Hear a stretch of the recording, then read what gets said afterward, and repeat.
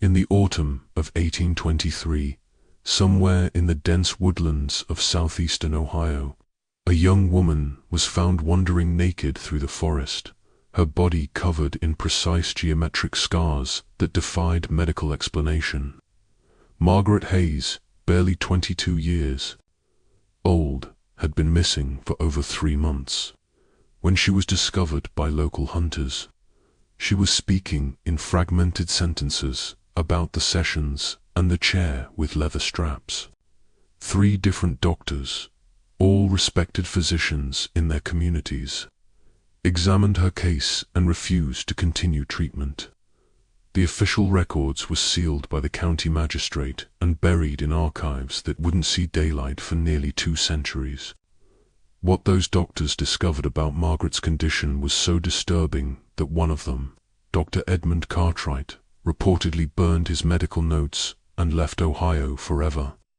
Tonight, we're going to uncover the truth behind Margaret's case, a story that reveals the darkest corners of early American medicine and the price of scientific ambition, unchecked by human decency. Before we continue with the story of Margaret Hayes and the horrific discoveries that drove 3 physicians to abandon their medical oath, I want to ask you to hit that subscribe button if you're brave enough to hear stories that most people would rather forget. These aren't just tales. They're fragments of real history that powerful people tried to erase. Leave a comment below telling me what state you're listening from, and let's build a community of those who seek the truth, no matter how dark it might be. The truth about Margaret's case begins in the summer of 1823, when she first disappeared. From her small farming community near what is now Athens County, Ohio. The Ohio frontier in 1823 was a harsh place, where survival often took precedence over comfort, and where the line between civilization and wilderness remained dangerously thin. Margaret Hayes lived with her widowed father, Thomas Hayes, on a modest farm about 12 miles south of Athens, in a settlement that locals simply called Millfield. The community consisted of perhaps 40 families, most of them transplants from Pennsylvania and Virginia, who had sought cheaper land and a fresh start in the Ohio Territory. Margaret was known throughout the settlement as an unusually intelligent young woman. She could read and write with remarkable fluency, a rarity among frontier women of the time. Her father, a former schoolteacher turned farmer, had educated her beyond what most considered appropriate for a woman of her station. She kept detailed journals about farm life, read medical texts borrowed from the town's physician, and corresponded with relatives back in Pennsylvania through letters that displayed a sharp wit and curious mind. The Hayes family lived in a log cabin that Thomas had built himself, surrounded by cleared fields where they grew corn, wheat, and vegetables. Their nearest neighbor was nearly a mile away. The Brennan family, Irish immigrants who had arrived just 2 years earlier. The isolation was typical of frontier life, but it also meant that when something went wrong, help was far away and often came too late. Dr. Samuel Hardwell was the settlement's only physician, a man in his 50s who had trained in Philadelphia before moving west in 1819.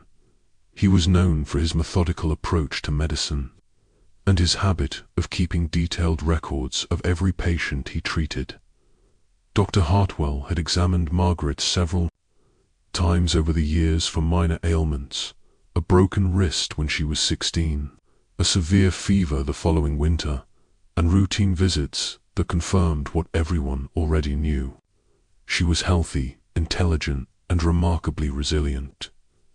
The summer of 1823 had been particularly difficult for the Hayes family. Thomas had injured his back during the spring planting, leaving much of the farm work to Margaret. She had managed admirably, but neighbors noticed that she seemed increasingly withdrawn and tired. Mary Brennan, the Irish woman who lived closest to the Hayes farm, later told investigators that Margaret had stopped visiting in late June, which was unusual since the two women had developed a friendship despite their different backgrounds. What made Margaret's disappearance particularly troubling was its abruptness. On the morning of July 15, 1823, Thomas Hayes woke to find his daughter's bed empty and her few personal belongings, including her precious journals, missing. There were no signs of struggle in the cabin, no evidence of forced entry, and no note explaining her departure. Her father immediately organized a search party, but despite combing the surrounding forests for days, they found no trace of Margaret Hayes. The search efforts were hampered by the dense woodland that surrounded the settlement.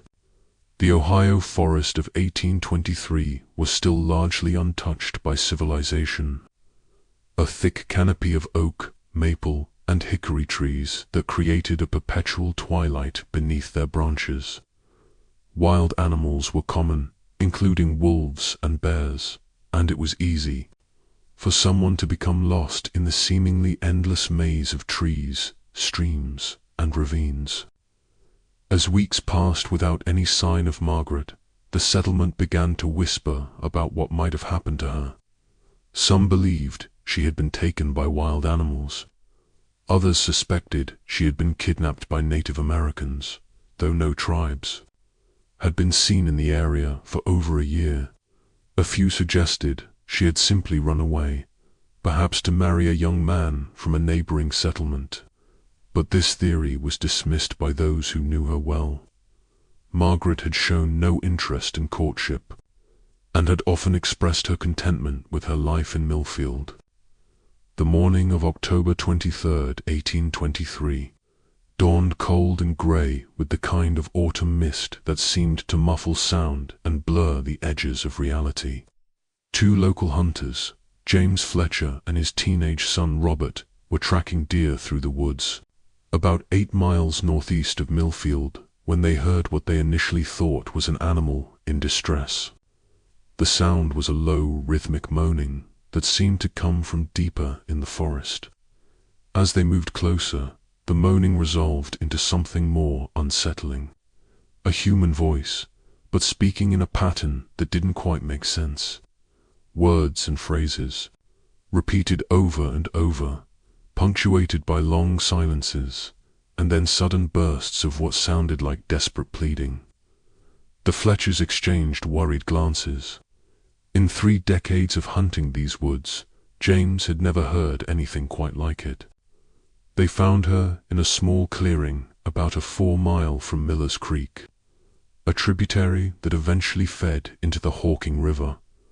Margaret Hayes was sitting cross-legged on the ground, completely naked, her long dark hair hanging in matted tangles around her shoulders. She was rocking back and forth, her arms wrapped around her knees, and she was speaking in a voice that was recognizably hers, but somehow different, flatter, more mechanical. "The sessions must continue," she was saying, over and over. "The chair with leather straps. The observations are incomplete. The subject requires additional stimulus." Then she would fall silent for perhaps 30 seconds before beginning again with slight variations. "The sessions must continue. The measurements are not yet precise. The subject shows promising reactions to the copper instruments." James Fletcher, a veteran of the War of 1812 and a man not easily shaken, later told Dr. Hartwell that the sight of Margaret Hayes was the most disturbing thing he had ever witnessed. It wasn't just her nudity or her apparent madness, it was the condition of her body. Even from a distance, he could see that her skin was covered in what appeared to be scars, but scars unlike any he had seen before. They formed geometric patterns across her arms, legs, and torso, precise lines and angles that looked almost like mathematical diagrams carved into human flesh. When Robert Fletcher attempted to approach her, Margaret's head snapped up with startling suddenness. Her eyes, once bright with intelligence, were now unfocused and strange, as if she were looking at something far beyond the forest clearing. She began to speak more rapidly, her voice rising in pitch. "The doctor requires compliance. The measurements must be exact. The subject will remain still during the procedure. The copper instruments must be heated to the proper temperature." The hunters wrapped her in James's hunting jacket and carried her back to the settlement, where Dr. Hartwell was summoned immediately. What he found when he examined Margaret Hayes in the privacy of his small clinic would challenge everything he thought he knew about medicine, human nature, and the limits of scientific inquiry. Dr. Samuel Hartwell had been practicing medicine for over 20 years, first in Philadelphia and then on the Ohio frontier. He had treated battlefield wounds, delivered babies in frontier cabins, and diagnosed diseases that had no names in the medical texts of his time. But nothing in his experience had prepared him for the methodical horror he discovered when he examined Margaret Hayes. The geometric scars that covered her body were not random mutilations or the result of some accident. They were precise, deliberate incisions that had been made with surgical instruments. Each cut was exactly the same depth, approximately 1/8 of an inch, and they formed patterns that seemed to correspond to anatomical landmarks. Lines radiated from specific points on her shoulders, arms, and legs, creating what looked like a map of her muscular and nervous systems.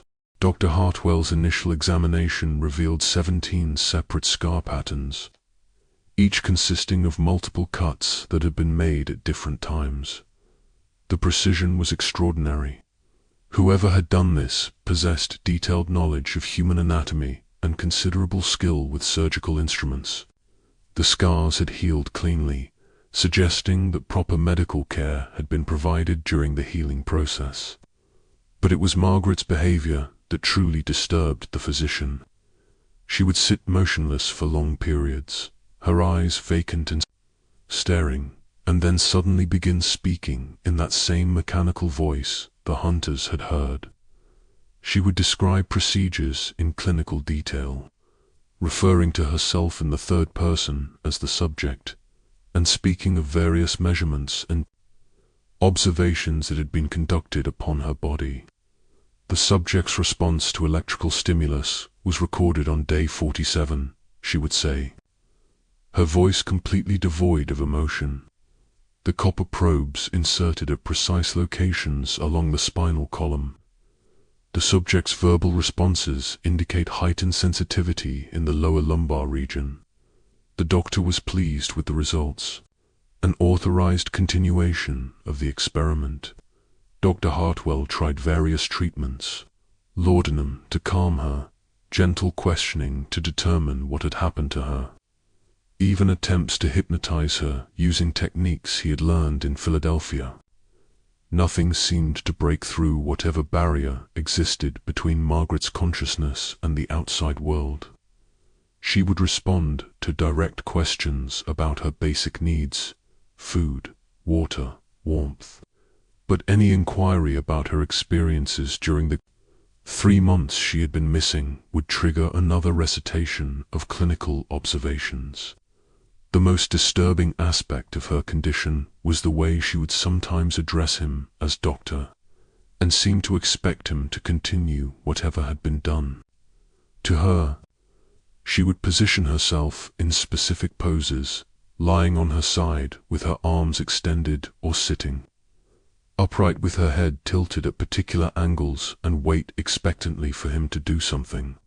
When he failed to respond, as she apparently expected, she would become agitated and begin repeating phrases about protocol and the necessity of continuing the work. After 3 days of examination, Dr. Hartwell reached a conclusion that shook him to his core. Margaret Hayes had been subjected to systematic medical experimentation by someone with considerable knowledge and skill. The scars, her behavior, and The clinical vocabulary she used all pointed to a sustained period of abuse, disguised as scientific research. But who could have done such a thing? And why had Margaret seemingly cooperated with procedures that must have caused her tremendous pain and psychological damage? The answer to these questions would prove more horrifying than Dr. Hartwell could have imagined, and it would ultimately drive him to make a decision that would haunt him for the rest of his life. Dr. Hartwell's investigation into Margaret's condition began with a careful examination of her possessions, which had been found scattered throughout the forest near where she was discovered.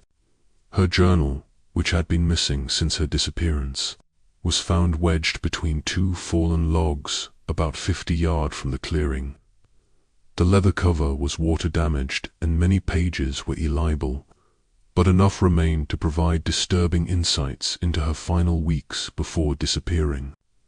The early entries were typical of Margaret's writing: detailed observations about farm life, weather patterns, and her correspondence with relatives in Pennsylvania. But beginning in late June, her handwriting began to change. The normally neat script became increasingly erratic, with words crossed out and rewritten multiple times. The content also shifted, focusing obsessively on medical topics and scientific procedures. June 28, 1823. Dr. Hartwell's medical texts describe the use of electrical apparatus in treating nervous disorders. The principle seems sound. If electricity can animate a frog's legs, as demonstrated by the Italian physician Galvani, surely it might restore proper function to damaged nerves in living subjects. I have been reading about the experiments conducted in Philadelphia and Boston. The results are most promising. July 1st, 1823. I have been invited to observe advanced medical procedures. The opportunity to witness true scientific inquiry is rare in a place like Millfield. I have been assured that my education and intelligence make me suitable for participation in important research. Father need not know of these visits. He would not understand the significance of the work being conducted. The final legible entry was dated July 12th, just 3 days before her disappearance. The preliminary examinations are complete. I have been selected as ideal for the advanced procedures. The doctor explains that pain is temporary, but scientific. Knowledge is eternal. I understand the importance of the work and give my consent freely.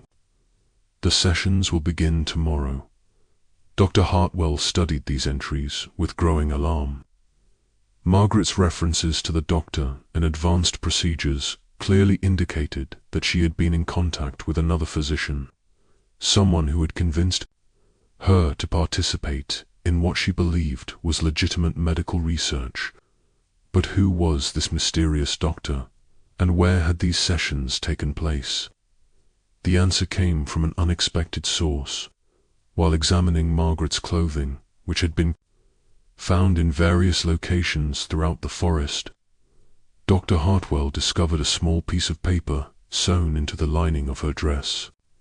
It was a fragment of a letter written in a hand he didn't recognize that contained partial instructions for some kind of medical procedure. Subject must be secured using the leather restraints to prevent movement during the application of electrical current.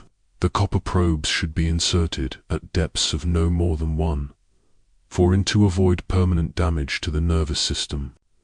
Duration of each session should not exceed 30 minutes, and the subject must be given adequate time to recover between applications. The clinical detachment of the language was chilling, but what disturbed Dr. Hartwell most was the paper itself. It was high quality, writing paper, the kind used by wealthy professionals, not the rough material typically available on the frontier. The ink was also of superior quality, suggesting that whoever had written these instructions had access to expensive supplies and likely considerable financial resources. Dr. Hartwell began making discreet inquiries among the other settlements in the region. Had anyone seen Margaret during the month she was missing? Had any traveling physicians visited the area? Were there any reports of unusual activities or strangers in the vicinity? The responses were largely negative, but one piece of information proved significant. Samuel Brennan, the Irish immigrant who lived nearest to the Hayes farm, mentioned that he had seen lights in the old Westfield property during the summer months. The Westfield place was an abandoned farmstead about 5 miles north of Millfield, left empty after the original owner died of fever in 1821.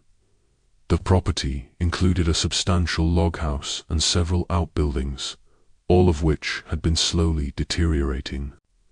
For 2 years, I thought it might be squatters, Brennan explained, but the lights were too regular.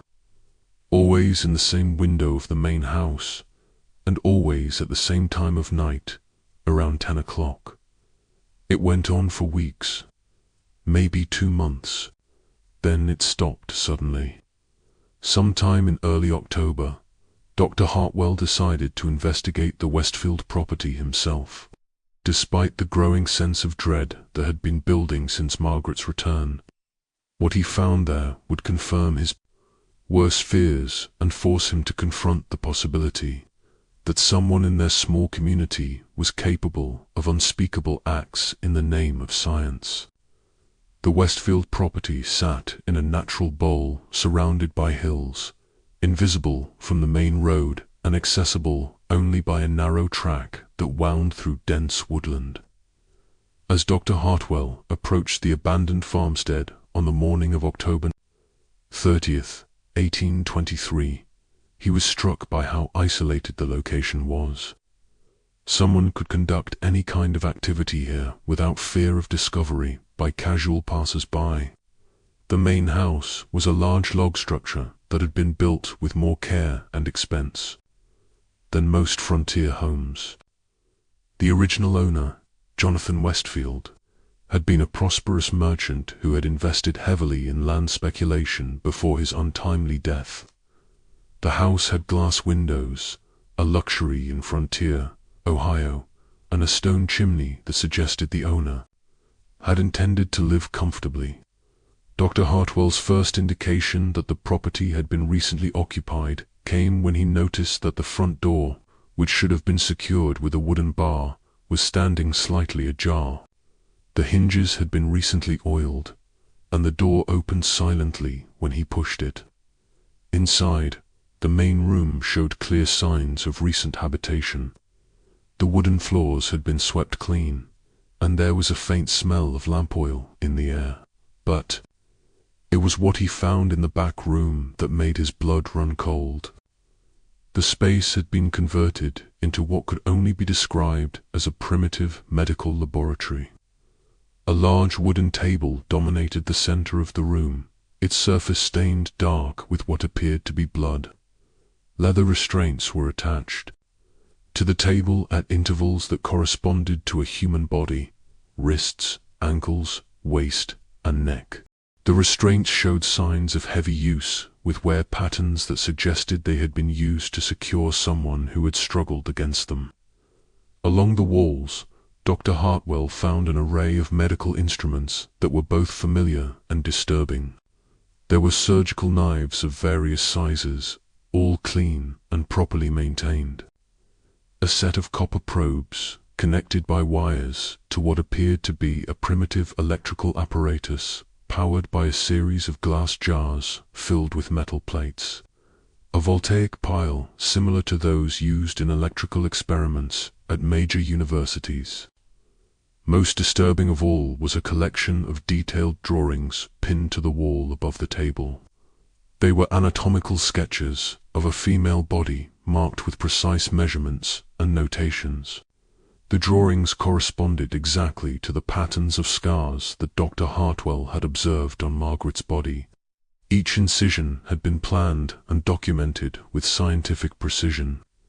A leather-bound journal sat open on a smaller table near the window, Dr. Hartwell opened it with trembling hands and found page after page of clinical observations, written in the same hand he had seen on the paper fragment found in Margaret's dress. The entries were dated and detailed, describing a series of experiments conducted on subject M over a period of nearly 3 months. Day 1, subject M has been prepared for the initial procedure. Baseline measurements taken. Subject shows excellent physical condition and high intelligence, making her ideal for the planned experiments. Initial incisions made along the predetermined anatomical landmarks. Subject remained conscious throughout the procedure as planned. Reactions recorded. Day 15. Electrical stimulation experiments commenced. Subject EMS responses to varying degrees of current applied to different nerve clusters. The copper probes prove most effective when heated to approximately 120 Fahrenheit. Subject's verbal responses indicate precise locations of maximum sensitivity. Day 32. Subject M has begun to show signs of psychological adaptation to the procedures. She no longer resists the restraints and has begun to assist in positioning herself for each session. This cooperation will allow for more precise measurements and extended experimental periods. Dr. Hartwell found himself unable to continue reading. The clinical detachment with which these horrors had been recorded was almost as disturbing as the procedures themselves. But one detail in the journal entries caught his attention. The handwriting was not only familiar in style, but seemed to match writing he had seen before. As he studied the journal more carefully, comparing it to medical notes he carried in his own bag, a terrible realization began to form. The handwriting, the medical terminology, the sophisticated understanding of anatomy and experimental procedure, all of it pointed to someone with extensive medical training, someone who had access to advanced equipment and supplies.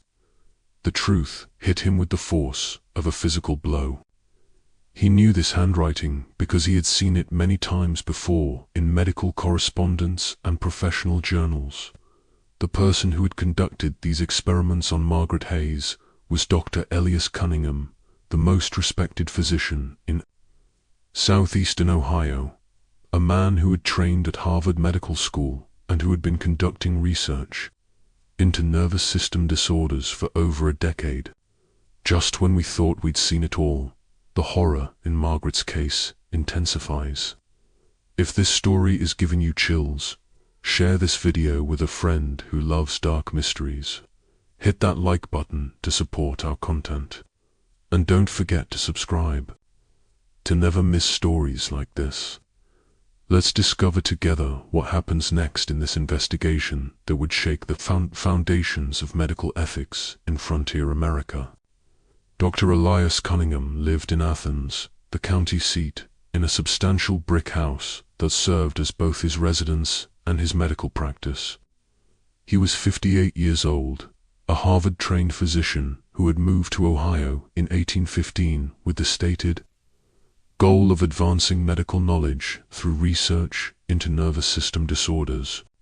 His reputation was impeccable. He had treated governors, judges, and wealthy merchants throughout the region, and his medical opinions were sought by physicians as far away as Cincinnati and Columbus. Dr. Hartwell's journey to Athens on November 2nd, 1823 was the most difficult of his life.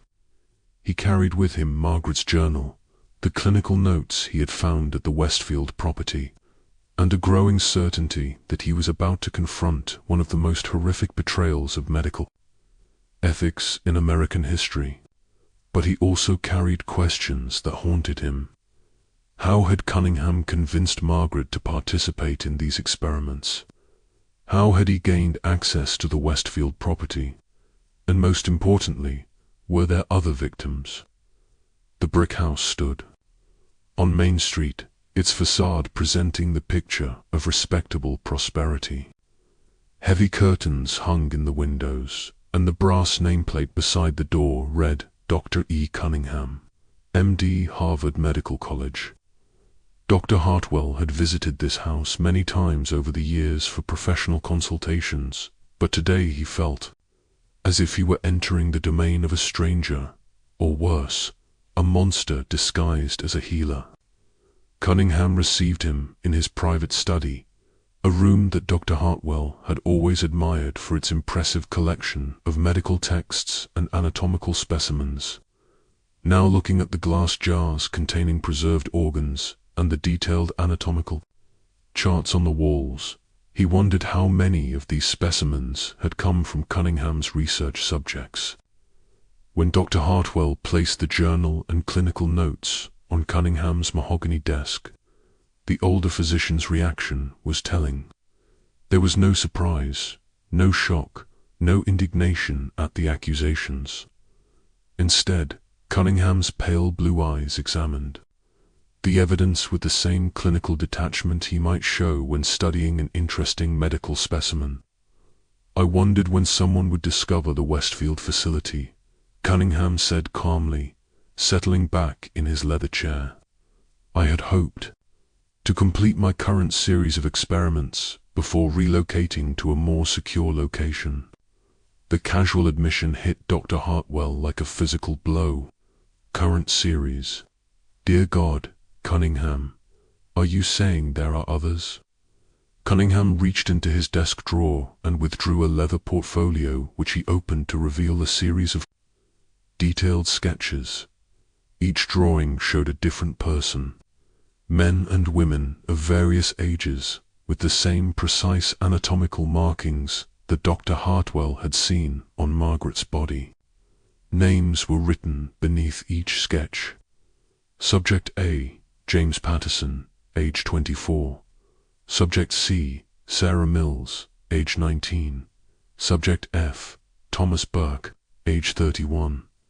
You cannot possibly understand the significance of what I've accomplished, Cunningham said, his voice carrying the tone of a professor addressing a particularly slow student. For centuries, medical science has been hampered by ethical constraints that prevent us from conducting the kind of research necessary to advance human knowledge. I have broken through those barriers. Dr. Hartwell found himself staring at the portfolio in horror. These are people, Cunningham, human beings with families, with lives, with futures that you destroyed in the name of your research. Subjects, Cunningham corrected firmly, carefully selected subjects who contributed to the advancement of medical science. Their sacrifice will benefit thousands of future patients who will receive treatment based on the knowledge gained through my research. Dr. Hartwell demanded to know how Cunningham had convinced Margaret to participate in such horrors. The answer revealed a manipulation so calculated and cruel that it seemed to defy human comprehension. Cunningham explained that he had developed a systematic approach to identifying and recruiting subjects. He would travel throughout the remote settlements of southeastern Ohio, ostensibly providing medical care to underserved communities, but actually identifying potential subjects, young people who were intelligent, physically healthy, and most importantly, socially isolated. Margaret Hayes was ideal, Cunningham said, pulling out a separate file containing detailed notes about her background. Highly intelligent, curious about medical science, living with only her father in a remote location. I began cultivating her interest during my visits to treat her father's injury. I brought her medical text to read, discussed cases with her, praised her understanding of complex concepts. She was hungry for intellectual stimulation and grateful for my attention. The seduction had been gradual and psychologically sophisticated. Cunningham had convinced Margaret that she was uniquely qualified to assist in groundbreaking medical research. He had shown her letters, supposedly from prominent physicians in Boston and Philadelphia, praising his work and emphasizing the importance of finding suitable research assistants. He had even forged endorsements from medical institutions, creating an entire fictional network of support for his experiments. I told her that the research required absolute secrecy because of the conservative attitudes of frontier communities toward advanced medical procedures. Cunningham continued, she believed. She was participating in work that would eventually be published in the most prestigious medical journals in America. She was proud to be selected for such important research. Dr. Hartwell felt sick as he realized the full extent of Cunningham's manipulation and the others. How many others have there been? Cunningham consulted a separate journal, running his finger down a list of names and dates. Margaret was subject G, the seventh in my current research series. The previous subjects provided valuable data, but they lacked her intelligence and resilience. Most expired during the more advanced procedures before I could complete the full experimental protocol. The casual way Cunningham discussed the deaths of 6 human beings was perhaps the most chilling aspect of the entire conversation. He showed no remorse, no recognition that he had committed any wrong.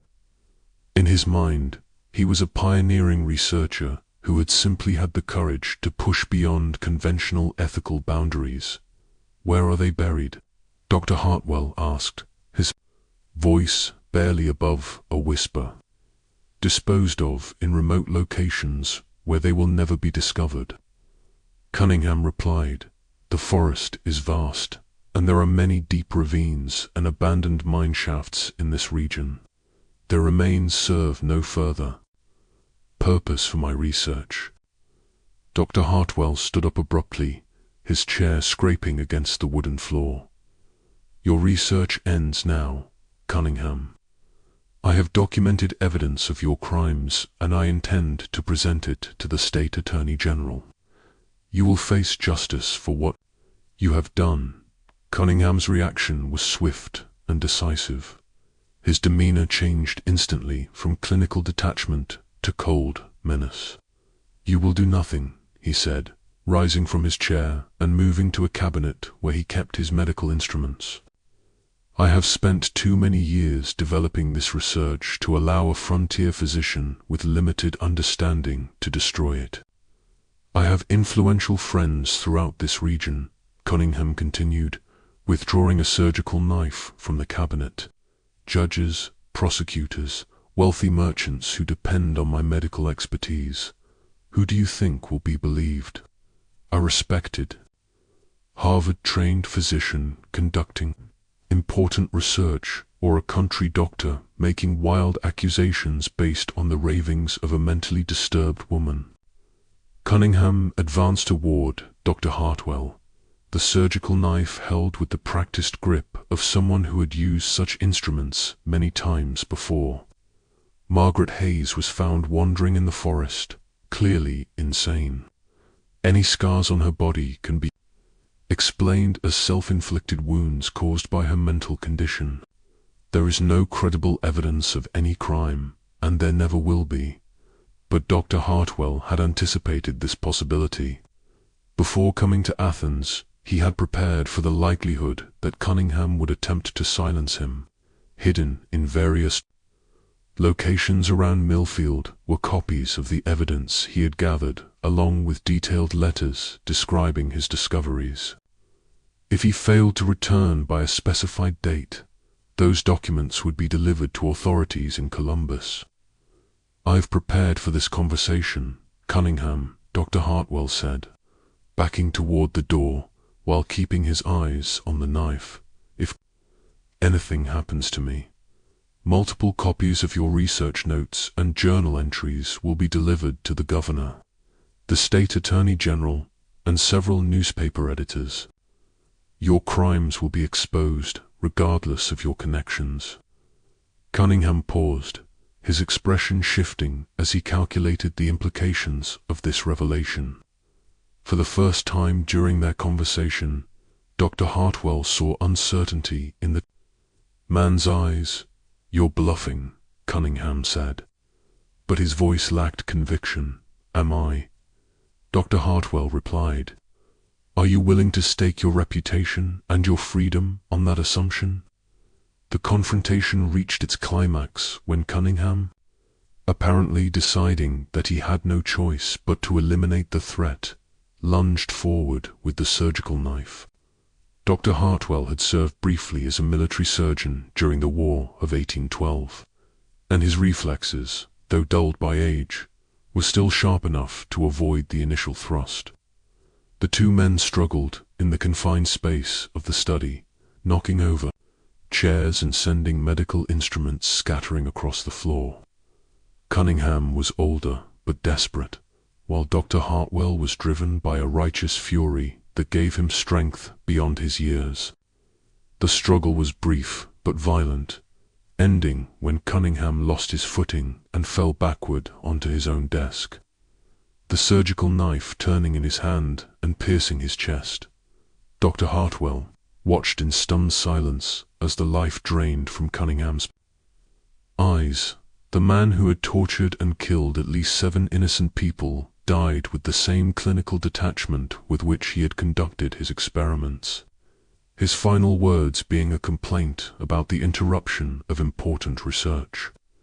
In the immediate aftermath of Cunningham's death, Dr. Hartwell faced a decision that would haunt him for the rest of his life. He could report the truth that he had killed Cunningham in self-defense while confronting him about his crimes against Margaret Hayes and 6 other victims. But doing so would require exposing the full details of the experiments, subjecting Margaret to further trauma and potentially destroying public trust in the medical profession throughout the region. Instead, Dr. Hartwell chose a more complex path. He arranged the scene to suggest that Cunningham had died in an accident while conducting a medical procedure. The official investigation conducted by Athens County Sheriff Robert Mason was Cunningham was widely respected. Dr. Hartwell's account of the accident was accepted without question, and no one thought to look deeper into the circumstances of the death. Dr. Hartwell used the hours immediately following Cunningham's death to systematically destroy the evidence of his crimes. He burned the research notes, the anatomical sketches, and the detailed records of the experiments.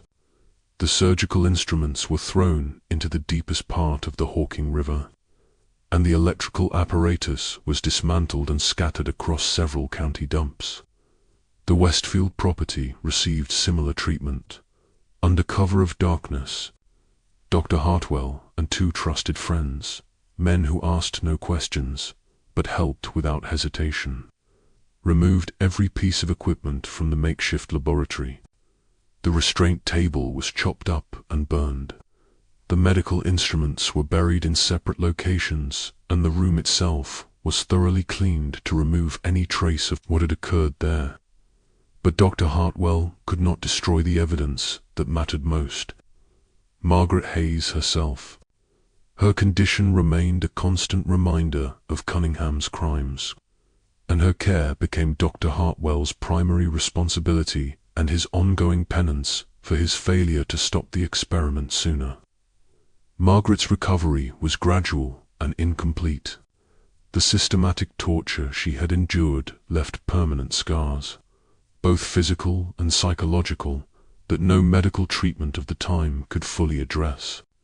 For weeks after Cunningham's death, she continued to experience episodes where she would lapse into the mechanical speech patterns that had so disturbed the hunters who found her, reciting fragments of clinical observations in that flat, emotionless voice. The subject's response to stimulus was recorded, she would say, staring blankly at the wall of Dr. Hartwell's clinic.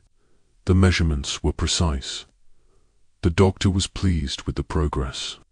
The sessions will continue tomorrow. During these episodes, Margaret seemed completely unaware of her surroundings, lost in memories of the procedures that had been conducted upon her. Dr. Hartwell tried various treatments, herbal remedies, gentle conversation, even approaches he had read about in medical journals, But nothing seemed to break through the psychological barriers that Cunningham's abuse had created. Gradually, however, Margaret began to show signs of improvement. The episodes became less frequent and shorter in duration. She began to recognize Dr. Hartwell and other familiar faces, and occasionally she would speak in her own voice about simple, immediate concerns like hunger or cold. But the bright intelligence that had made her such an appealing target for Cunningham's experiments never fully returned. Dr. Hartwell made arrangements for Margaret's long-term care through a network of Quaker families in Pennsylvania who specialized in caring for individuals with mental disturbances. He corresponded with colleagues in Philadelphia who had experienced treating patients with similar conditions. Though he could never fully explain the nature of Margaret's trauma without revealing Cunningham's crimes, the financial burden of Margaret's care fell entirely on Dr. Hartwell's shoulders. He sold his medical practice in Millfield and used the proceeds to establish a trust fund that would provide for her needs for the rest of her life. He moved to a smaller farm outside the settlement where he lived quietly and continued to practice medicine on a limited basis, never charging fees from families who could not afford to pay. Thomas Hayes never learned the truth about what had happened to his daughter. Dr. Hartwell told him only that Margaret had suffered a mental breakdown caused by her experiences while lost in the forest, and that she would require permanent care in a facility that specialized in such conditions. Thomas accepted this explanation, perhaps because the alternative, that his daughter had been systematically tortured by a respected physician, was too horrible to contemplate. Thomas died in 1825, 2 years after Margaret's disappearance, having never recovered from the combined trauma of her ordeal and his own feelings of guilt and helplessness. His final words, according to the neighbor who attended his deathbed, were an apology to Margaret for failing to protect her. The Hayes farm was abandoned after Thomas's death and eventually reverted to the state. New settlers purchased the property in 1828, but they were unaware of its tragic history. The house was torn down and rebuilt, and the land was cleared for different crops, erasing most physical traces of the family that had lived there. Dr. Hartwell visited Margaret regularly during the 15 years between Cunningham's death and his own passing in 1838. These visits were both a source of comfort and a reminder of his failure to prevent her suffering. Margaret seemed to recognize him and would often become calmer in his presence, but she never spoke about her experiences. During those 3 months in 1823, the Quaker family that cared for Margaret reported that she lived peacefully, helping with simple household tasks and occasionally showing flashes of her former intelligence when discussing books or engaging in conversations about everyday topics. But she never married, never formed close relationships, and never fully escaped the psychological prison that Cunningham's experiments had created. Dr. Hartwell's private papers, discovered after his death, revealed the full weight of the burden he had carried for 15 years. In a letter written shortly before his death, he described his decision to cover up Cunningham's crimes as the most difficult choice of my life, but perhaps the only one that could prevent further suffering. I have saved 1 life, he wrote, but I failed to save 6 others. The weight of that failure will follow me to my grave. I pray that history will judge me not for my silence about these crimes, but for my efforts to ensure that they never happen again. Dr. Hartwell's medical bag and instruments were found in his attic after his death, wrapped in cloth and stored in a trunk that bore a handwritten note. Some tools of healing become instruments of remembrance for what we could not prevent. May those who find these understand that medicine is a sacred trust that must never be betrayed. The 3 doctors who had refused to treat Margaret Hayes Dr. Hartwell himself, Dr. Marcus Webb from Athens, and Dr. Joseph Sterling from Lancaster had all recognized that her condition was the result of systematic abuse. But they had also understood the practical impossibility of seeking justice through conventional means in Frontier, Ohio. Their refusal to treat her was not abandonment, but a recognition that conventional medical treatment could not address trauma of such magnitude. In the decades following Margaret's case, Dr. Hartwell became increasingly reclusive and eventually stopped practicing medicine altogether. He sold his remaining medical equipment in 1830 and devoted himself to farming and caring for the few animals he kept on his small property. Neighbors described him as a sad but kind man who would provide medical care in emergencies, but who seemed haunted by some unspoken tragedy. The story of Margaret Hayes and Dr. Cunningham's crimes remained buried for nearly 2 centuries. The official records were sealed by court order, and the few people who knew the truth took their knowledge to their graves. It was only in the 1990s, when Athens County courthouse records were being digitized, that a researcher discovered the anomalous file containing Dr. Hartwell's sealed report about unusual medical circumstances requiring confidential handling.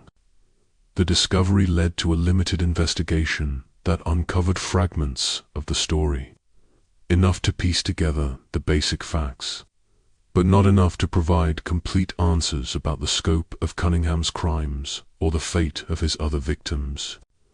Archaeological surveys of the Westfield property and surrounding areas have never located any human remains, suggesting that Cunningham was thorough in his disposal of evidence. Margaret Hayes lived until 1847, dying peacefully at the age of 46 in the Quaker household that had cared for her for over 20 years. Her death was recorded simply as natural causes, following a long illness with no mention of the trauma that had shaped her adult life. She was buried in a small cemetery outside Philadelphia, her gravestone bearing only her name and dates of birth and death.